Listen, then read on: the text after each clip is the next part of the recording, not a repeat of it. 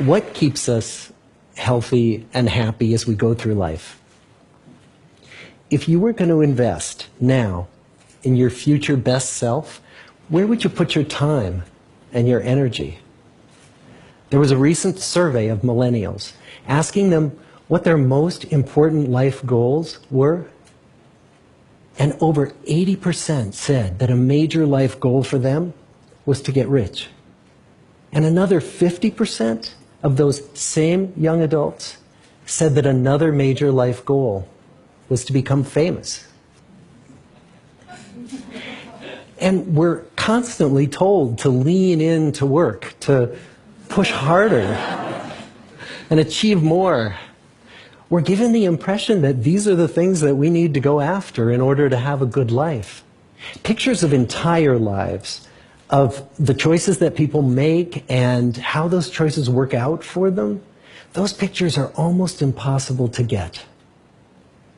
Most of what we know about human life, we know from asking people to remember the past.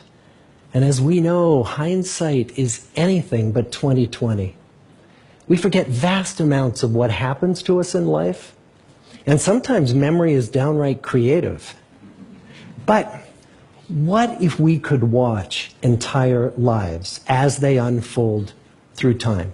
What if we could study people from the time that they were teenagers all the way into old age to see what really keeps people happy and healthy?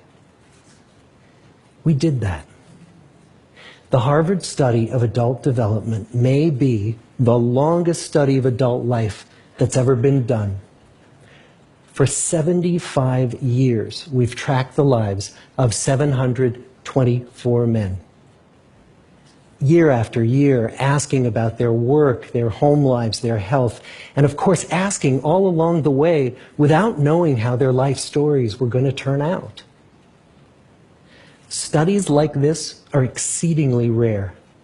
Almost all projects of this kind fall apart within a decade because too many people drop out of the study, or funding for the research dries up, or the researchers get distracted, or they die, and nobody moves the ball further down the field.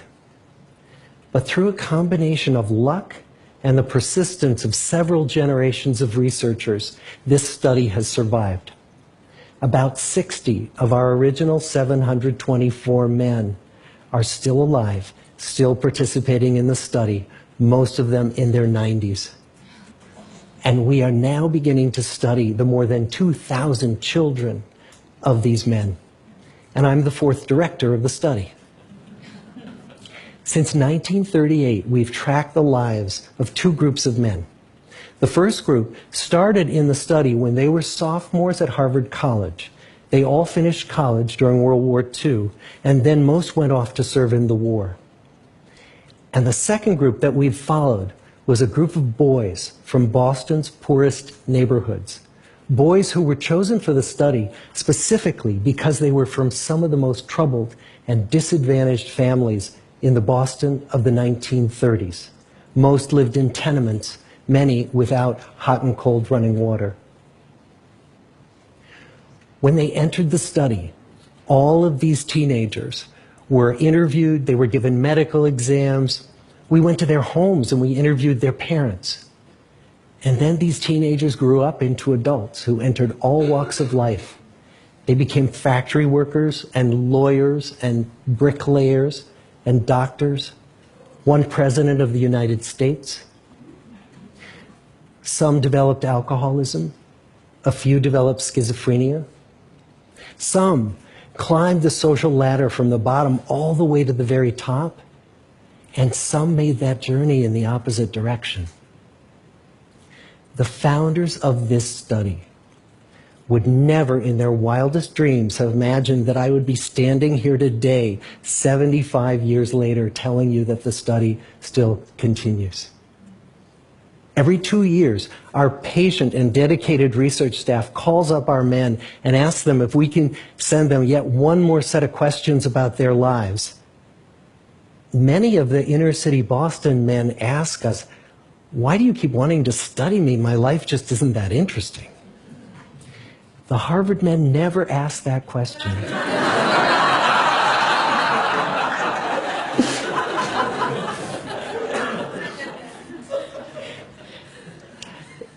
to get the clearest picture of these lives, we don't just send them questionnaires. We interview them in their living rooms. We get their medical records from their doctors. We draw their blood. We scan their brains. We talk to their children. We videotape them talking with their wives about their deepest concerns. And when, about a decade ago, we finally asked the wives if they would join us as members of the study, many of the women said, "You know, it's about time." So what have we learned?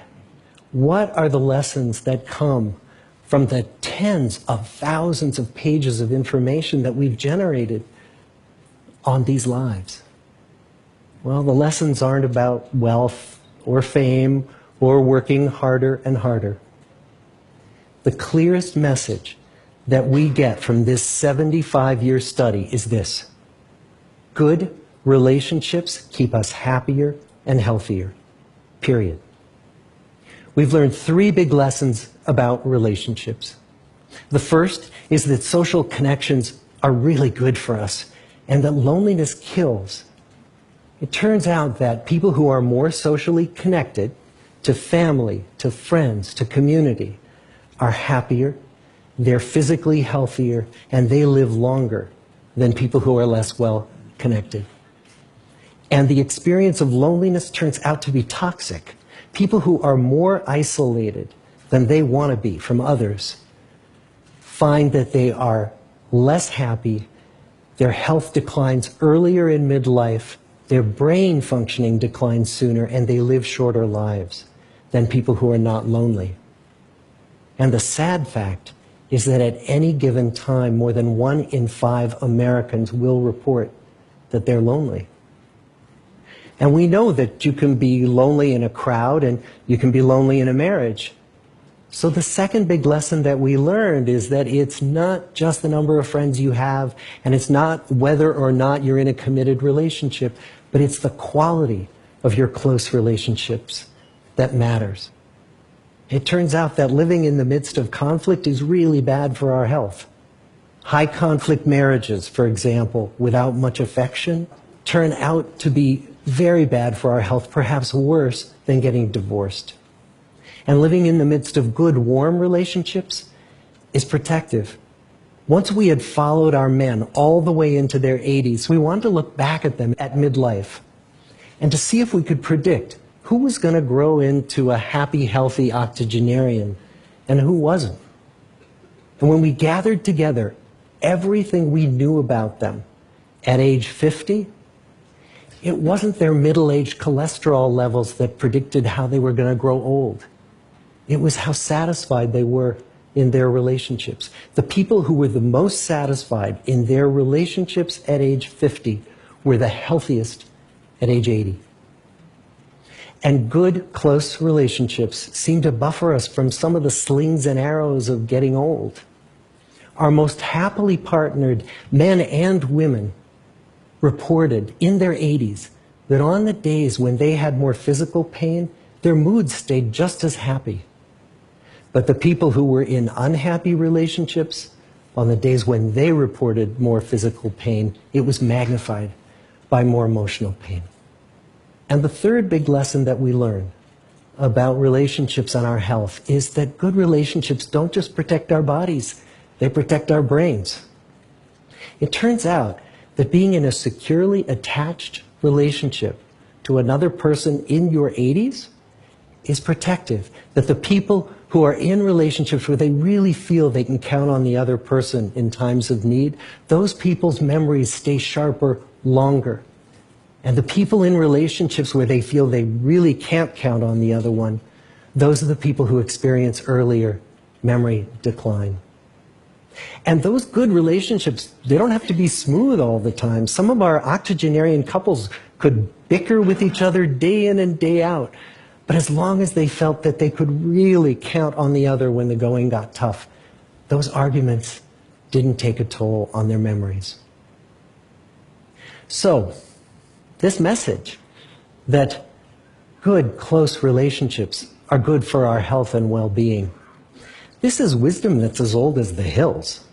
Why is this so hard to get and so easy to ignore? Well, we're human. What we'd really like is a quick fix, something we can get that'll make our lives good and keep them that way.